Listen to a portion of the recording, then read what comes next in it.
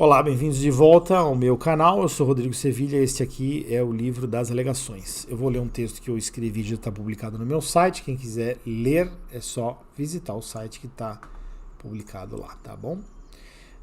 A pauta é Tic-Tac, o crocodilo devorador de demônios, a dialética do progresso que força o testemunho do amor contra a maldição e o poder. Nada é mais característico da rebelião contra o amor divino do que o fatalismo derrotista que tenta compensar sua impotência espiritual com atos de efeito moral numa dimensão inferior, com o objetivo de escandalizar e aterrorizar. Então, quer dizer, o diabo, não podendo fazer nada na esfera que interessa, ele tenta obter vitórias numa esfera inferior, que é justamente a da ameaça e do escândalo, né? A antiga serpente do mundo sabe muito bem que nada pode contra a supremacia divina. Resta-lhe assim contar com a fraqueza humana, que abre uma brecha através da anuência espiritual da rejeição do amor. Todo ataque espiritual contra os seres humanos tem sempre o mesmo objetivo final, infalivelmente: acabar, ou melhor, abalar a confiança no amor divino, isto é, a fé. Sem essa confiança, o ser humano está espiritualmente desarmado, vulnerável e perdido, errante num cosmos hostil e caótico. Devemos dar um panorama estratégico ao nosso semelhante, compartilhando um pouco do que é a perspectiva do outro lado da frente de batalha, para que se tenha uma ideia do grau de desespero do inimigo. Sobretudo, não podemos perder de vista que a agressividade do mal deriva da sua profunda angústia e de seu grande e elementar medo de Deus. O próprio tempo simboliza a inevitabilidade da execução da sentença divina. Por isso podemos dizer com firmeza que o tempo é nosso aliado, isto é, se somos buscadores de Deus e amantes de seu amor. O tempo sempre nos ajuda. Sua passagem garante a contínua consecução de um plano providencial e a chegada de grandes e importantes determinações nas vidas de todos nós. O tempo revela que o amor é sempre vitorioso, mesmo neste mundo decaído, seja como consequência do progresso humano ou da falta deste. Quando há progresso, fica evidente o abuso contra a crescente liberdade humana permitida pelas conquistas materiais da civilização, o que tende a pressionar na direção da emancipação dos escravos, então das mulheres e finalmente dos filhos. É o protesto do amor contra o poder.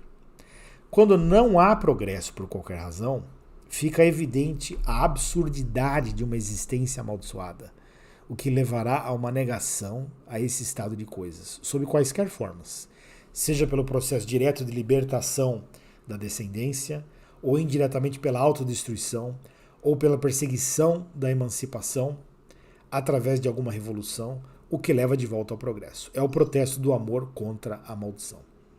De qualquer modo, é o amor quem dá o norte a todos os seres, mesmo quando estes estão pervertidos por alguma mentira profunda, como ocorreu com este mundo em particular, submetido à malícia do pacto Ouroboros. Reparem que o ser humano não teria nenhuma energia para perseguir qualquer alvo, se este ao menos não se assemelhasse ao ideal do amor verdadeiro, que é o que o leva à busca da liberdade revolucionária, ainda que esta seja desviada para a realidade exterior do homem, o que é evidentemente um erro. O alvo pontual é errado, mas o alvo espiritual é mais ou menos sempre o análogo mais próximo do plano divino. É assim que o diabo e seus auxiliares servem inescapavelmente ao plano do Criador de todas as coisas, levando mesmo o ser humano decaído e corrompido a um final onde o amor será revelado como a verdadeira meta espiritual. Eu não consigo me concentrar, é moto, é som alto. Qual que é o problema desse condenado do inferno? Eu vou fechar a janela, só um minuto.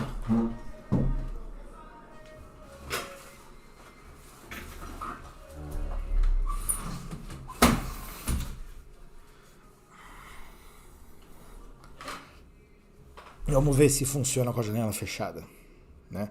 Porque não basta ele ouvir a música que ele gosta.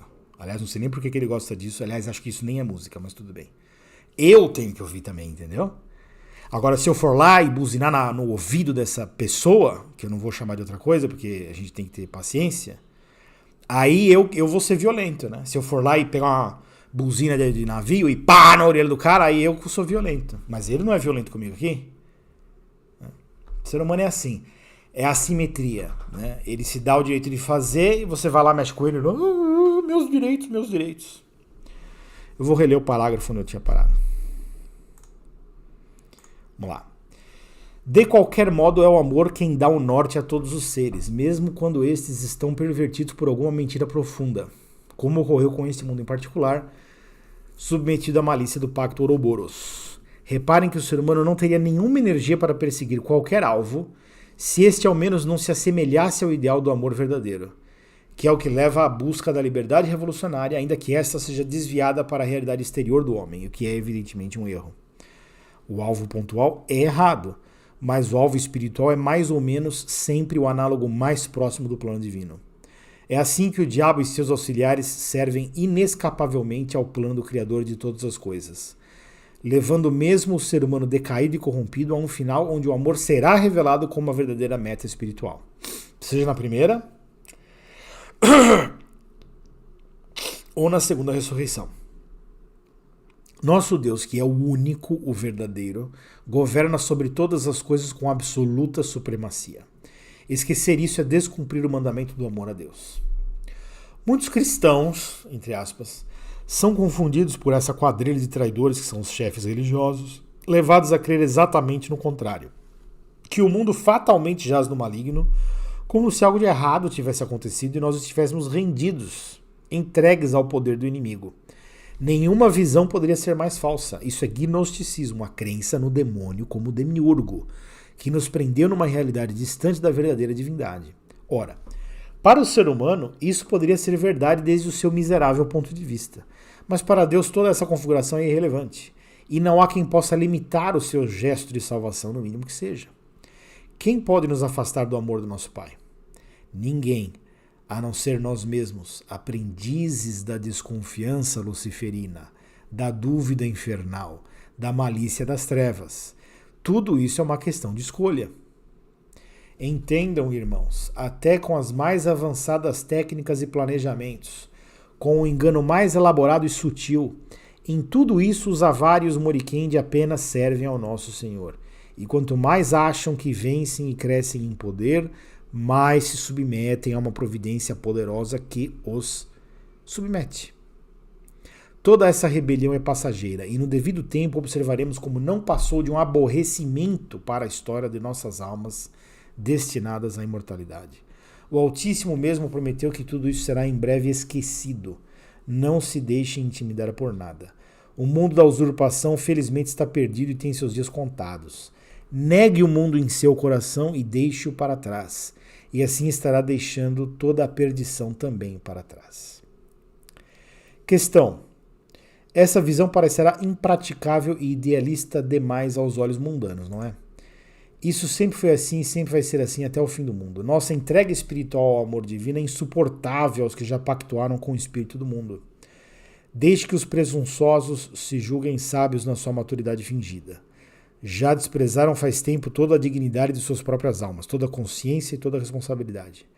Falando francamente, são quase animais e se identificam profundamente com essa animalidade, embora se julguem detetores de grandes direitos humanos. Todos esses fundados no pó e, é claro, ao qual não vão escapar se não encontrarem logo a santidade da desistência. É curioso que os humanistas são os que mais desprezam a verdadeira dignidade humana, que é o privilégio sagrado da eleição do amor divino. Outra questão. Sobre a questão do progresso, a luta do conservadorismo contra a revolução permanente não conseguiria sair, portanto, dessa dialética? Claro que não. É uma questão básica de princípios. O que há para ser conservado se este mundo humano foi fundado numa mentira, no roubo, na traição e na usurpação? É isto que queremos conservar? O legado de rebelião dos nossos pais contra o amor divino? Não faz o menor sentido espiritualmente, mas faz sentido do ponto de vista do poder, já que a conservação é necessária como defesa contra o absurdo da revolução exterior. É daí que a reação parece ser verdadeira, porque luta contra uma grande ameaça de desordem. Esse esquema é infalível. Poucos seres humanos conseguem superar essa dialética. O escândalo e o terror servem para isso, para consolidar mais profundamente o grande pacto primordial. Toda a energia responsiva que poderia ser legítima é desviada e canalizada para essas revoluções inúteis, a impotente tentativa de reforma do homem decaído. O problema do progresso material, do ponto de vista do adversário, é que ele trará inevitavelmente maior progresso moral na forma da descoberta e do desenvolvimento da individuação humana. É um fato que no começo isso é lento para poucas almas de cada vez, mas aos poucos a liberdade contagia e se impregna. E em tempo o inimigo teria diante de si, mesmo que por meios não teístas, um antinatalismo naturalista e evolucionista, que apesar de não ser espiritualmente esclarecido, poderia ser o suficiente para explicar, por exemplo, o paradoxo de Fermi, e encaminhar a humanidade nesta direção como uma conclusão espontânea e impecável da sua racionalidade, em resposta à questão da antropodiceia. Outra questão. Isso parece estar tão distante do mundo em que vivemos. Será possível que as coisas chegassem a esse ponto? Sim, basta refletir com alguma frieza e distanciamento. Ajuda nisso a lembrança da grandeza da criação no sentido do omniverso. Vivemos oprimidos pela mesquinharia deste mundo e dessa gente que acha que o seu destino mundano é uma grande coisa. Nossos líderes são cegos e mentirosos, todos eles. Quem é que se levanta para dar o testemunho da pureza do amor do Eterno? Quem? Quem é que revela que o amor dele nos basta? Quem? Esse testemunho é muito raro e praticamente inexistente entre aqueles que devem satisfações ao respeito humano, esses escravos cujo Deus é o ventre. Esqueça tudo isso. Verifique a realidade em que vivemos. Onde o progresso já foi suficiente, a mulher já está emancipada. Um ser humano já tem o direito de escolher a mendicância no lugar da participação no sistema da besta. Sua escravidão não é nem justificada e nem recomendada. E a mulher já pode viver uma vida inteira livre dos papéis de esposa e mãe, se quiser, sem que isso lhe seja imputado como crime. Ainda que haja ainda uma cultura de rejeição a essa liberdade, aos poucos as novas gerações abandonam os grilhões dos seus pais, precisamente porque a liberdade custa cada vez menos materialmente falando. O próximo passo, já antevisto por uma cultura antinatalista embrionária, é a libertação dos filhos. Isso é algo que os Avari não podem permitir, é claro. Mas a tentação de ter gerações de pessoas submetidas ao seu sistema, já que isso é uma condição dessa emancipação através do progresso material, é grande demais e irresistível. Como sempre, o problema do diabo é que ele não resiste às tentações, né? A gente acha que só a gente é que fica caindo em tentação, mas quem mais cai em tentação é o diabo. Não resistiu à malícia de desconfiar de Deus, aí caiu do céu. Depois não resistiu à malícia de acusar Jesus Cristo e foi condenado por essa acusação injusta. E hoje também cai nessa tentação de querer progredir a humanidade para ele obter a divindade, a falsa divindade com relação ao ser humano. Ele não resiste a essa tentação. Nenhum demônio pode abrir mão desse grau de controle, ainda que isso signifique a abertura de um espaço para a liberdade humana. Através do progresso material, vem o progresso moral. É difícil, não dá para ter uma coisa sem a outra. Confiam na sua capacidade de condicionar essa humanidade emancipada numa forma mais sofisticada de escravidão. E não deixa de ser verdade que tem sucesso nisso. A questão é que cada cristão verdadeiro pode tirar proveito dessas condições de progresso material e moral para avançar no seu relacionamento com Deus às expensas desse plano demoníaco. Então é isso que o diabo não consegue evitar. Que ele vai ter cada vez mais controle sobre os trouxas que caem no plano dele e ao mesmo tempo ele vai servir aqueles que amam a Deus. E lê direitinho o que dizem os patriarcas, os profetas, mesmo no Antigo Testamento, é disso que eles estão falando. É inevitável, servir a Deus é inevitável. Questão, mas isso não chegaria a um ponto em que já não seria possível viver a liberdade verdadeira dentro do sistema? Vamos lá. Os cristãos espirituais jamais terão problemas com esse tipo de coisa. Aliás, isso tem a ver com a pergunta que eu acabei de responder do nosso amigo lá, no livro das perguntas. Porque Deus garante o sucesso da nossa busca espiritual quando o seu amor é o alvo. Isso é infalível, mais certo que qualquer conta aritmética ou proposição geométrica. No coração do fiel, ele sabe que é assim. Então isso aqui é muitíssimo importante entender. Se você busca o amor de Deus, o diabo não tem poder nenhum de evitar que você encontre. Nenhum. Ah, mas o sistema da besta vai dominar tudo. Não, não vai. Isso aqui ele não domina. Tá? Isso aqui não tem jeito. Basta você querer que você vai ter. Se você precisar de uma afirmação disso, reflita sobre como o fim da liberdade já representa uma maior definição espiritual. Justamente o tempo da marca da besta, quando o inimigo vai ter que se expor à luz do dia. Não é uma grande ironia? O momento de maior triunfo para o mal será também o momento da sua maior vulnerabilidade, porque sua subsistência era permitida enquanto ele servia justamente a um desígnio superior, divino. Conforme consolidar-se a armadilha contra toda a liberdade humana, é verdade que os que ainda estiverem neste mundo serão perseguidos, exilados ou exterminados. Mas isso só lhes deixará clara a opção espiritual de todas as partes envolvidas.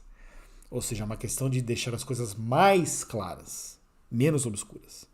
Entendam, quando o inimigo age nas sombras, ele age ambiguamente e desse modo está a serviço do Criador, que pode converter os meios diabólicos em instrumentos da sua providência em favor dos seus amantes.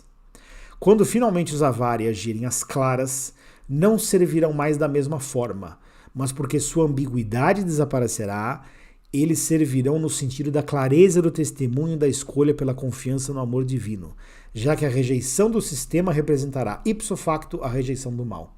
Isso quer dizer que você vai usando o sistema a seu favor e dando graças a Deus, até chegar na hora que vai fechar tudo. Quando fechar tudo, o diabo vai se revelar e você vai falar, tá bom, eu não vou te servir. Ele vai falar, então eu vou te matar, vou cortar a sua cabeça fora. Você fala, por favor, pode cortar. Porque eu prefiro ir embora daqui do que continuar olhando pra sua cara. Seu doido, trouxa, maluco. Tá doido? Então até quando cortarem a sua cabeça, na hora da perseguição, eles vão estar te servindo. Por quê? Vai ser um testemunho de que você confia em Deus. Em suma, quem tem que se preocupar com a passagem e com os sinais dos tempos é o outro lado que quer disputar poder com Deus. Ou aqueles que servem a esse mal. Ou ainda os que preferem a ignorância e a ingenuidade. Deixe que esses se apavorem, porque eles de fato têm motivo. Tá entendendo? Se você confia em Deus, você não tem razão para ficar apavorado. Você tem razão para, como qualquer ser humano, temer até certo ponto as questões da vida humana, mas num limite que faça sentido. Como Jesus falou, não se preocupa muito com o dia de amanhã, porque o dia de amanhã vai cuidar de si mesmo. Né? Questão. Mudando de assunto, o que se pode dizer da ideia de que os poderes infernais querem reclamar a alma humana como sua propriedade, através dos pecados e da revolta contra a autoridade divina? Não existe direito onde não há justiça, e não há justiça onde não há misericórdia. O inimigo não age a serviço porque quer, mas porque não tem escolha. O diabo não é um servidor da justiça. Ele é um mentiroso, ladrão e assassino. Suas reclamações podem ser desprezadas. A serpente não tem direito a nada. O acusador foi acusado por Jesus. O véu foi rasgado e a verdade foi revelada a quem tiver desejado o discernimento. Então, se você quer saber por que Jesus veio aqui, o que foi que ele revelou, você tem que procurar isso aí, meditar a respeito. Pedir para Deus o discernimento, ele vai te dar. E aí você vai entender o que ele fez, se é que você já não sabe. O pecado humano é a recusa do amor. Quem recusa o amor, recusa a misericórdia. E quem acusa a misericórdia, recusa. Quem recusa a misericórdia, recusa a justiça. Estes que fazem isso estão nas mãos do diabo não porque este tenha direito a alguma coisa, mas porque são espiritualmente alinhados, porque combinam bem uns com os outros. Então o diabo não tem autoridade para reclamar a alma de seres humanos. O que ele faz é chamar os amigos dele para trabalharem junto com ele contra Deus, entendeu? Por isso digo que não há maior colaboração com o mal do que a acusação do semelhante através do serviço religioso. Os acusadores são funcionários do inferno. E a religião é uma proposta gnóstica, inescapavelmente, atribuindo poder ao diabo e a salvação ao conhecimento de Deus, como se a santidade fosse um mérito humano. Isso tudo é assim para que a obra de Deus seja reconhecida como a mais perfeita possível, mostrando a salvação somente a quem tem a humildade de crer na pureza do seu amor. Ou como está escrito, né? Bendito é o Senhor que revelou isto aos pequenos e escondeu os grandes. Né? É exatamente o que quer dizer essa passagem, isso aqui. Questão, quer dizer, esta reclamação dos avari funciona no máximo como analogia? Nem como analogia funciona direito. Se eu minto para você dizendo que uma pessoa deseja o seu mal, e você acredita em mim sem verificar a verdade do que eu disse, então você colhe como resultado uma grande desgraça porque abriu mão do maior benefício que poderia ser obtido através da relação com aquela pessoa de quem desconfiou e se afastou. Eu estou reclamando da sua alma? Você entende? Então, eu falo para você que fulano não te quer bem. Aí você acredita em mim. Você perde o benefício que aquela pessoa ia te dar. E eu estou reclamando da sua alma? Não, eu estou te enganando. Não estou reclamando nada. Sou um mentiroso cujo mérito foi espalhar a minha mentira enganando outras pessoas. Diante do benfeitor, que é a única perspectiva que interessa, a perspectiva de Deus, não estou fazendo nenhuma justiça. No máximo, estou colaborando para que uma decisão livre seja tomada por uma pessoa que precisa decidir realmente sobre a questão da confiança no benfeitor. Mas não sirvo por amor à justiça, e sim por ódio ao bem. Então aqui eu criei uma ficção só para criar uma analogia com o que o diabo está fazendo. Ele não age por amor à justiça, ele odeia o bem, é por isso que ele age. O diabo não tem o direito de reclamar nada, ele é escravizado pela sua própria malícia, se você pensar bem, porque através dela ele é forçado a servir a justiça que ele mesmo odeia. Deixa eu reler essa frase porque eu falei muito picotado. O diabo não tem o direito de reclamar nada. Ele é escravizado pela sua própria malícia, se você pensar bem. Porque através dela ele é forçado a servir a justiça que ele mesmo odeia. Serve por mal, contra a sua vontade, tentando enganar até o fim, inclusive com esse papo de que tem direitos. Direito de reclamar a alma dos outros. Questão, como é possível que os avari enganem os cristãos com essa visão? Resposta, eles não enganam os cristãos. Enganam os religiosos, que são os mesmos que vão dar as boas-vindas ao anticristo. Então aqui eu estou querendo dizer o seguinte, quero dizer várias coisas, né? Porque esse artigo aqui foi bem longo e tratou de várias questões. Mas nesse último ponto, eu estou respondendo especificamente a uma teologia que quer justificar o mal, né? Dizendo assim, não, o mal tem o direito de reclamar as almas de algumas pessoas que são desobedientes, porque blá, blá, blá, blá, blá, blá. Não existe direito, o que existe é afinidade espiritual, tá? E toda a questão é essa. Toda a questão é essa, de afinidade espiritual. Tá? Quem quiser procurar Deus, vai procurar Deus. Quem quiser procurar o diabo, vai procurar o diabo. E as pessoas serão espiritualmente realizadas na sua vontade, entendeu? No seu intento. O diabo tenta confundir e criar muita confusão, e aí algumas pessoas ficam com medo de que elas vão ser enganadas. Mas se você fizer uma boa análise aí teológica, você vai ver que o risco de você ser enganado com boa fé é muitíssimo baixo, para não dizer nulo. O engano que pega é o auto-engano. E o auto-engano mais profundo, que é aquele que já tem uma verdade maior por trás, que é de que você não quer saber mesmo de Deus. E para você o que vai restar vai ser a morte, que no fim das contas também é um ato de misericórdia de Deus. Então, tá tudo resolvido. Tá bom? Essa foi mais uma alegação, um texto que eu escrevi com vários tópicos, não sei se o pessoal vai gostar ou não, mas foi um jeito de eu dizer tudo que eu queria dizer num texto só. Vou ver se esse modelo vai funcionar daqui pra frente, tá bom? Muito obrigado a quem assistiu, quer deixar comentários, perguntas, use os comentários do YouTube, manda e-mail ou mensagem no grupo do WhatsApp, tá bom? Muito obrigado a todos e até a próxima, se Deus quiser. Tchau, tchau.